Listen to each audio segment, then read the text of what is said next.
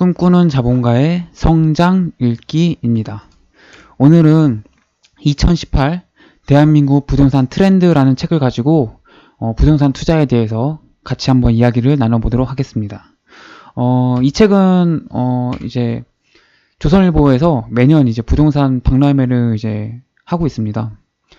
그래서 거기에서 이제 초청해온 명사들의 강연을 책으로 묶어가지고 낸 겁니다. 그래서 다양한 부동산 전문가들의 이제 견해를 이 책 한 권으로 이제 다 볼 수 있고요. 특히 이제 이번 시간에는 갭 투자는 끝났는지, 그리고 문재인 시대의 부동산 투자 전략은 무엇인지, 2억 이하의 최고의 투자 상품은 무엇인지에 대해서 같이 한번 이야기를 나눠볼 생각입니다. 갭 투자는 끝났다? 진행자, 투자자들이 가장 궁금해하는 질문일 것 같습니다. 이제 갭 투자를 하기에는 너무 늦지 않았을까? 이 질문에 어떤 답변을 줄 수 있을까요? 박상욱, 답은 이미 나와 있습니다. 갭 투자는 예를 들면 노원구 같은 곳에 2억 원의 전세 보증금을 끼고 5천만 원만 투자해서 2억 5천만 원짜리 집을 하나 갖는 개념입니다. 그리고 전세 가격이 올라가고 집값이 올라가면 수익을 내는 방식이죠. 전세를 끼는 대신에 대출을 받는 경우도 있습니다. 그런데 이번 파리 대책의 타깃은 딱 두 가지입니다. 하나는 강남 재건축이고 다른 하나는 갭 투자. 강남 재건축에 투자하는 사람은 어느 정도 재력가인 반면 갭 투자를 하는 사람은 대부분 1억 원 이하로 투자를 합니다. 그러다 보니 대출 규제 등 정책의 영향을 상당히 많이 받습니다. 벌써 시장에는 5천만 원씩 내린 가격에 매물이 쏟아져 나오고 있지만 사려는 사람은 없는 상황입니다. 게다가 갭 투자가 가장 활발했던 노원구와 강서구가 이번 투기 지역으로 묶였습니다. 그래서 지금 갭 투자를 하기에는 너무 좋지 않은 듯 합니다.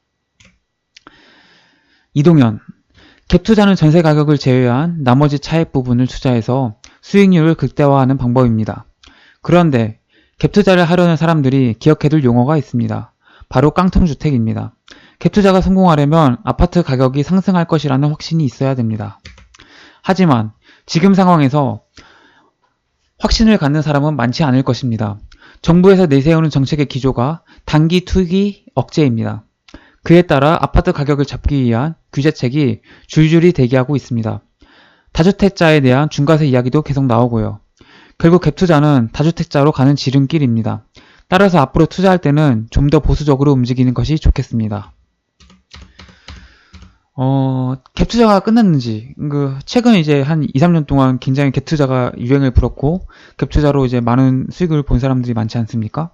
그래서 이제 진행자가 2명의 전문가들한테 이제 갭 투자가 이제 끝난 투자법인지, 갭 투자를 통해서는 이제 더 이상 수익을 낼 수 없는지에 대해서 이제 물어본 겁니다. 이제 박상욱 전문가는 이제, 갭 투자에 대해서 회의적으로 이제 보고 있습니다. 왜냐하면 이제, 정부가 이제 대출 규제 같은 이제 갭 투자를 이제 억제하는 정책들을 쓰고 있다는 거죠. 그래서 이제 벌써 시장에는 이제 5천만 원씩 내린 가격에 매물이 쏟아져 나오고 있지만 사려는 사람이 이미 없다라고 이야기하고 있습니다. 그리고 또 이제 가장 활발했던 서울에서 갭 투자가 가장 활발했던 노원구와 강서구가 이번에 이제 투기 지역으로 묶이면서 갭 투자를 하기에는 이제 좋지 않은 상황이 왔다라고 이야기하고 있습니다. 이제 이동현 전문가도 이제 거의 비슷한 의견인데, 이제 깡통주택을 이야기하면서 집값에 대한 상승에 대한 확신, 그러니까 집값 상승에 대한 확신이 많이 사라졌다. 이러면 이제 갭 투자가 이제 지탱하기 어렵다라고 이야기하면서 좀 더 갭 투자를 할 때는 좀 보수적으로 접근하는 게 좋겠다라고 이야기하고 있습니다. 2억 이하 최고의 소액 투자 상품은 진행자. 마지막 질문입니다. 자금이 넉넉치 않은 사람을 위한 소액 투자와 관련한 질문입니다. 1억 5천만 원에서 2억 원 정도의 자금이 있는 경우에는 어디에 투자를 하는 것이 좋을까요? 이동현 전문가, 1억 5천만 원에서 2억 원 정도의 소액으로 투자할 만한 것이 그다지 많지는 않습니다. 사실상 서울 지역에서는 찾기가 어렵죠. 간단하게 말씀드리면 안정성 위주로 투자해야 합니다. 수익률보다는 안정성, 환가성, 환급성을 보아야 합니다. 투자라는 것이 결국은 원금 손실을 보면 의미가 없으니까요. 그래서 개인적으로는 월세를 받을 수 있는 15평에서 20평 사이의 소형 아파트를 추천합니다. 1인 가구가 점차 확대되는 추세인데다가 상대적으로 아파트의 황금성이나 안정성이 우수하니까요. 서울 역세권에서는 3억 원 이하, 서울과의 근접성이 뛰어난 출퇴근이 가능한 수도권 지역에서는 2억 원 이하로 소형 아파트를 구입할 수 있을 것입니다. 박상훈 전문가 1억 5천만 원에서 2억 원 정도의 자금이라면 대부분의 은행 부동산 컨설턴트는 소형 아파트를 추천합니다. 그리고 오피스텔에 대해서는 시세 차익을 기대하지 말고 순수하게 월세 수입으로 접근하라고 조언합니다. 다만 주의할 점이 있습니다. 일부 지역은 신규 분양이 어마어마하게 늘어 시세도 떨어지고 월세도 내렸습니다. 그래서 오피스텔을 공급받을 때는 신규 물량보다는 5년 이내에 신축된 물량의 수익률을 확인하고 투자하는 것이 안정성 면에서 좋습니다. 자기 자본이 1억 5천만 원에서 2억 원이면 대출을 받아도 3억 원 내지 4억 원의 종잣돈을 가지고 투자할 수 있습니다. 그 정도의 돈이면 수도권의 전원 면적 11평 정도의 1층 상가를 매입할 수 있습니다. 수익률은 4.5%에서 5% 정도일 테고요. 여기서 이것저것 세금을 내면 수익률이 3.5%가 될까 말까 하죠. 소형 아파트의 수익률이 3% 정도이니 사실 별 차이가 없습니다. 만약 주택임대사업자에 대한 혜택까지 받게 되면 오히려 소형 아파트가 상가보다 나을 수 있습니다. 따라서 이런 부분을 잘 고려해 안정성 있게 투자하는 것이 좋겠습니다. 자신이 직접 부동산을 관리하거나 월세를 받기가 번거로운 사람은 부동산 펀드에 관심을 가져보는 것도 괜찮습니다. 자산운용사에서 여러 사람의 돈을 모아 부동산을 사고 관리를 해서 투자자에게 수익만을 떼어줍니다. 요즘 이런 부동산 펀드의 수익률이 6%가 넘습니다. 대신 자금이 5년 정도 묶입니다. 이걸 감안하고 살펴보면 좋겠습니다. 2억 원 이하로 투자할 수 있는 최고의 상품을 이제 물어보니까 이동현 전문가의 경우에 이제 소형 아파트를 이야기합니다. 소형 아파트, 그러니까 서울 역세권에 위치한 3억 원 이하의 아파트, 그리고 서울과의 근접성이 뛰어나서 출퇴근이 가능한 수도권 지역에서는 2억 원 이하로 소형 아파트를 구입할 수 있으니까 이런 아파트들을 잘 보라고 이야기하고 있습니다. 이 소형 아파트를 추천하는 이유는 이제 1인 가구가 점점 증가하고 있고, 거기다 또 이제 아파트라는 게 굉장히 황금성이 뛰어나기 때문에, 그리고 또 가격도 그렇게 잘 떨어지지 않고 안정성이 뛰어나는 거죠. 그러니까 황금성과 안정성, 그리고 1인 가구의 증가, 이런 거를 봤을 때 거기다 이제 월세 수입도 올릴 수 있는 소형 아파트가 좋다고 이야기하고 있습니다. 소형 아파트에 투자할 때는 서울에서는 역세권 중심으로 3억 원 이하, 그리고 수도권, 출퇴근이 가능한 수도권에서는 2억 원 이하의 소형 아파트를 잘 살펴봐라 라고 이야기하고 있습니다. 박상욱 전문가의 경우에는 여러 가지를 이야기했는데 역시 이제 소형 아파트가 좋다고 이야기하고, 동시에 이제 오피스텔에 대해서 이야기하고 있는데, 오피스텔을 투자할 때는 시세 차익을 기대하지 말고 이제 순수하게 월세로 접근을 하라는 거죠. 보통 이제 수익형 부동산들은 시세 차익이 잘 일어나지 않습니다. 그래서 이제 여기서는 이제 시세 차익을 기대하지 말고 월세 수익만 가지고 접근을 해가지고 오피스텔을 투자해도 괜찮다. 그리고 이제 상가 투자도 이야기하는데, 상가 투자의 경우 이제 세금이 있기 때문에 세금을 내면 수익률이 떨어진다, 생각보다. 그래서 임대사업자를 등록해서 면세 혜택을 볼 것까지 생각을 하면은 상가 투자보다는 오히려 소형 아파트가 더 나을 수 있다. 이런 것들을 잘 고려해야 된다라고 이야기하고 있습니다. 그리고 이제 금융상품으로 부동산에 투자하는 상품, 이제 뭐 리츠 같은 이제 부동산 펀드를 이야기하고 있습니다. 뭐 수익률이 일반보다 높긴 한데 자금이 5년 정도 묶일 수 있다. 5년 정도 묶일 수 있는 것을 감안하고 6%의 수익률을 가져갈 수 있다 라고 이야기하고 있습니다. 문재인 시대의 7가지 투자 전략. 첫째, 분산 투자보다는 집중 투자다. 지난 3년간 주택거래는 100만 건이 넘었고 무엇을 사든 가격이 올랐다. 지방의 부동산 시장도 뜨거웠고 서울에서도 강남이 오르면 강북이 따라 오르는 현상이 이어졌다. 그야말로 분산 투자가 먹혔던 것이다. 하지만 이제는 각종 규제로 인해 분산 투자보다는 가장 좋은 물량을 하나만 보유하고 롱런하는 전략을 취해야 할 때다. 둘째, 시세 차익보다는 운영 수익을 노려라. 혹시라도 시세 차익을 노린다면 임대사업자로 등록하여 장기간 보유하다가 비과세 혜택을 보고 매각하는 정도를 기대해야 한다. 셋째, 단기 보유보다는 장기 보유로 가라. 분양권 전매도 힘들고 양도세율도 인상되었으므로 적어도 5년 이상 분양받은 물량을 보유하다가 세금을 감면받는 전략으로 가야 한다. 넷째, 개투자보다는 실거주로 가라. 양도세 중과로 더 이상 갭 투자로는 수익을 노리기 힘들다. 다섯째, 대출을 받기보다는 자기 자본 비율을 높여라. 대출에 쫓기다 보면 자신이 목표한 수익률에 맞춰 매각하는 것이 불가능해진다. 따라서 자기 자본 비율을 높이는 투자가 중요하다.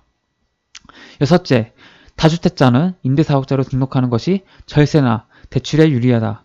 임대사업자는 양도세 감면과 장기 보유 특별 공제 대상에 해당된다. 따라서 다주택자는 임대사업자로 등록하고 운영 수익을 챙기다가 양도세 혜택을 받고 매각하는 전략으로 가야 한다. 일곱째, 가계부채 종합 대책, 주거복지 로드맵, 도시재생 뉴딜 등 정부의 추가 대책에 항상 주목하라. 그러니까 문재인 시대의 7가지 투자 전략을 이야기합니다. 첫 번째가 분산 투자보다는 집중 투자해라. 그러니까 뭐 여러 개 갖고 있지 말고 하나로 이제 합치라는 겁니다. 근데 이제 정부에서 자꾸 이제 부동산 규제를 하니까 여러 개 갖고 있어서 뭐 양도소득세나 이런 거 많이 내지 말고 하나만 똘똘한 거 하나를 골라서 그것만 이제 하나로 투자를 다 뭉쳐가지고 장기 보유하는 전략을 취하라고 이야기하고 있습니다. 그리고 이제 시세 차익보다는 운영 수익을 노려라. 그러니까 이제 매매가의 상승을 기대하기보다는 안정적인 이제 월세의 흐름, 월세 수입이죠. 이런 거를 이제 노리는 것이 더 바람직하다고 이야기하고 있습니다. 그러니까 이제 부동산의 매매가가 이제 더 이상 지금처럼 이제 상승하기는 어렵다고 보는 것 같습니다. 셋째는 이제 단기 보유보다는 장기 보유로 가라. 뭐 이거는 각종 이제 규제가 생기면서 단기 시세 차익에 대한 이제 과세가 굉장히 이제 증가했고 여러 가지 제도로 이제 막고 있죠. 이런 것들을. 그러니까 단기 단타로 이제 뭔가 해볼 생각보다는 장기를 보유하는 것이 세금 혜택도 좋고 수익도 이제 온전하게 세금을 감면받으니까 장기 보유로 하는 전략이 좋다고 이야기하고 있습니다. 넷째, 갭 투자보다는 실거주로 가라. 그러니까 뭐 갭 투자도 결국은 이제 매매가의 상승을 이제 기대하고 투자하는 거기 때문에 이런 이제 투자 전략은 상대적으로 이제 메리트가 많이 떨어졌다라고 보는 거죠. 이제 실거주를 위주로 실거주를 수반하는 투자로 가는 것이 좋다. 다섯째는 대출을 받기보다는 자기 자본 비율을 높여라.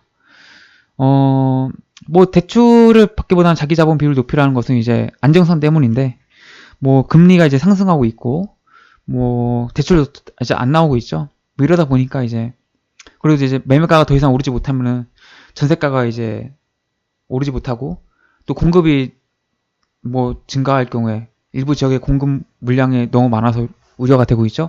이런 부분의 경우에 깡통 전세, 깡통 주택 뭐 이런 것들이 이제 우려가 되기 때문에 대출을 받기보다는 자기 자본 비율을 높이라고 이야기하고 있습니다. 여섯째는 이제 임대사업자로 등록하는 것이 좋다고 이야기하고 있습니다. 뭐 임대사업자로 등록하면은 이제 절세 혜택도 있고 대출도 많이 나오기 때문에 이런 측면에서 임대사업자로 등록을 하는 것도 좋다. 다주택자인 경우에는. 일곱째, 가계부채 종합대책, 주거복지 로드맵, 도시재생 뉴딜 등 정부의 추가 대책에 항상 주목하라. 이제 정부에서 계속 이제 부동산 정책을 잡으려고 부동산 경기를 안정적으로 가져가려고 계속 이제 정책을 내놓지 않습니까? 이것들을 계속 이제 주목해서 그때 이제 상황 판단을 잘 해야 된다는 이야기죠. 수익형 부동산에 투자할 때는 몇 가지 원칙을 기억해야 한다. 첫째, 임대사업은 일종의 감정노동이다. 세입자 관리에 자신이 없다면 위탁 등의 방법을 찾는 것이 좋다. 둘째, 자본 수익률보다는 임대 수익률이 중요하므로 과도한 레버리지를 하는 것은 좋지 않다. 투자자는 흔히 자기 자본 수익률에만 집중해서 월 이자와 대출금을 빼먹는 경우가 많다. 그런데 월 이자와 대출금까지 포함시켜서 저점 수익률이 적어도 4, 5% 이상 나오지 않는다면 수익형 부동산에 투자할 필요가 없다. 계산법은 아래와 같다. 월세 마이너스 월이자 곱하기 12. 이게 분자고요. 분모는 매입가 마이너스 임대 보증금 대출금 곱하기 100을 하면은 임대 수익률이 나옵니다. 셋째, 투자의 파라는 입지다. 유동 인구가 많고 지역 내의 임차 회전율은 높으며 대기 수요가 끊이지 않고 물건이 너무 낡지 않은지 등을 중점적으로 살펴야 한다. 넷째, 역지사지의 마음으로 세입자의 시선으로 바라보라. 다섯째, 분자를 늘리기 어려우면 분모를 줄여라. 위의 방정식을 보면 무엇을 늘리고 무엇을 줄여야 임대 수익률이 커지는지 보일 것이다. 여섯째, 발품을 팔아라. 투자하고 싶은 물건이 있는 곳에 한번 다녀오는 것으로는 충분하지 않다. 여러 번 찾아가서 낮과 밤에 차량과 사람이 움직이는 동선 등을 확인해야 한다. 일곱째, 분양형 호텔의 경우에는 운영 능력을 살펴라. 가동률, 부대시설 매출액, 인건비 등 운영 비용 절감 노하우, 장기 전략 등을 살펴야 한다. 수익형 부동산에 이제 관심이 많은데, 여기서는 이제 몇 가지 원칙을 살펴보라고 이야기하고 있습니다. 첫 번째의 경우는 임대사업. 임대사업이 감정노동이라는 거죠. 임대사업이 뭐, 그냥 건물 하나 사면은 알아서 이제 뭐, 월세를 따박따박 들어올 것 같지만, 세입자랑 이제 많은 다툼이 있죠. 많은 다툼과 갈등이 있습니다. 뭐 월세를 이제 안 내는 사람도 있고, 버티는 사람이죠, 그냥. 임대차 보호법이 굉장히 잘 되어 있기 때문에, 뭐, 월세 안 내고 버티면은 사실 굉장히 좀 까다롭습니다. 그리고 또 이제 또 내보내려면은, 또 법정 절차를 밟게 되면은, 또 굉장히 시간도 많이 걸리고, 비용도 많이 들기 때문에, 이런 것들이 굉장히 좀 스트레스로 다가올 수 있습니다. 그래서 임대사업은 감정노동이다라는 말이 그런 세입자와의 관계에서 이제 주어지기 때문입니다. 그래서 임대사업을 생각하시는 분들은 생각보다 월세 받기가 녹록지 않을 수 있다. 따박따박 월세를 내면 좋은데 그렇지 않을 수 있다. 그럴 경우에 굉장히 속이 썩을 수 있다. 스트레스가 굉장히 증가할 수 있다라는 점을 명심하면 좋겠습니다. 둘째는 이제 자본 수익률보다는 임대 수익률이 중요하므로 과도한 레버리지를 하는 것이 좋지 않다. 그러니까 이제 대부분 이제 자기 부담금이 줄어들면은 수익률이 극대화되니까 자기 돈을 최소화시키는 경향이 강합니다. 대출도 가장 많이 받고 전세도 낄 수 있는 만큼 껴서 내가 이 물건을 사는 데 있어서 투자금을 최소한을 줄이는 거죠. 그래서 이자가 워낙 저금리니까 이자 내고 월세 수입에서 이자 내고 하면은 수익률을 극대화시키는 거죠. 그렇게. 근데 이럴 경우에는 이제 굉장히 좀 위험할 수도 있습니다. 왜냐면 금리가 이제 상승할 수 있고 또 이제 전세를 이제 빼달라고 했을 때 내가 이제 그걸 빼지 못하는 상황이 오면은 이제 소송에 걸려서 경매에 넘어갈 수 있기 때문에 너무 이제 과도한 레버리지 낀 건 좋지 않고 여기서 이제 계산법을 찾아보면은 분모가 이제 월세에서 월 이자를 빼지 않습니까? 예를 들어서 월세가 200만 원인데 월세가 월 이자가 100만 원이다. 그 월세 200만 원에서 월 이자를 100만 원 내면은 100만 원의 이제 수익이 생기는 거 아닙니까? 이자를 제하고. 그럼 곱하기 12, 12달이니까 12를 하는 겁니다. 그러면 1년에 1200만 원의 이제 임대 수익이 나오는 거죠. 이제 매입가. 내가 매입을 만약에 뭐 10억에 했다. 그리고 11억에 했다. 그리고 임대 보증금의 대출금이 10억이다. 그럼 이제 1억이 남지 않습니까? 그럼 1억에 아까 1200만 원이죠, 분자가. 월 수입이. 그럼 1년에 1200만 원이니까 12%의 수익률이 나오는 거죠. 이게 임대 수익률입니다. 그러니까 여기서 사람들이 수익률을 극대화시키려고 이 분모는 최대한 줄입니다. 그럼 분모의 숫자를 줄이려면은 매입가 빼기 임대보증금 대출금이 분모니까 매입가는 뭐 정해진 거니까 깎으면 좋겠지만 잘 깎아주지 않죠. 그러니까 임대보증금 대출금을 극대화시키는 거죠. 그럼 자연스럽게 분모가 작아집니다. 그럼 같은 월세 수입이라도 이제 임대 수익률이 굉장히 증가하는 이제 현상이 나타나는 거죠. 이 부분은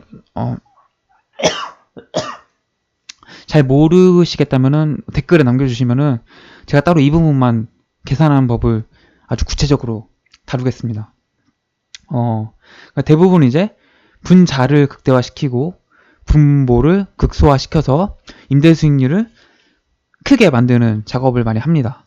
그러니까 이 부분을 잘 유의하셔서 투자를 하셔야 됩니다. 셋째는 투자의 8알은 입지다. 입지가 중요한 건 이제 부동산 투자의 기본이죠. 부동산은 이제 입지가 정말 중요합니다. 그래서 강남의 아파트는 계속 올라가죠. 강남이라는 입지가 절대적인 요인이기 때문에 그렇습니다. 넷째, 역지사지의 마음으로 세입자의 시선으로 바라보라. 그러니까 뭐 내가 이 아파트를 살 때 투자자의 입장에서 보는 게 아니라 내가 세입자라면 이 아파트에 살 것인지 혹은 얼마의 월세를 내고 거주할 것인지 이런 것들을 이제 고민해 보라는 겁니다. 세입자의 시선으로 그 투자 물건을 바라보라는 것입니다. 다섯째, 분자를 늘리기 어려우면 분모를 줄여라. 뭐 이거는 이제 아까 말했던 그 공식이죠. 설명했으니까 다음으로 넘어가겠습니다. 여섯째, 발품을 팔아라. 생각보다 이제 사람들이 부동산 투자를 몇 억을 투자하는데 그냥 뭐 공인중개사 혹은 분양상담사들의 설명만 딱 듣고 투자를 결정하는 경우가 굉장히 많습니다. 그러면 절대 안 됩니다. 낮에도 가고 밤에도 가고 평일에도 가고 주말에도 가야 합니다. 몇 억을 투자하는 건데 그 정도 안 하면 되겠습니까? 그래서 꼭 낮에 볼 때 다르고 밤에 볼 때 다르거든요. 주말이 다르고 평일이 다르고 그래서 이 정도의 작업을 해줘야 한다라는 게 중요한 포인트입니다.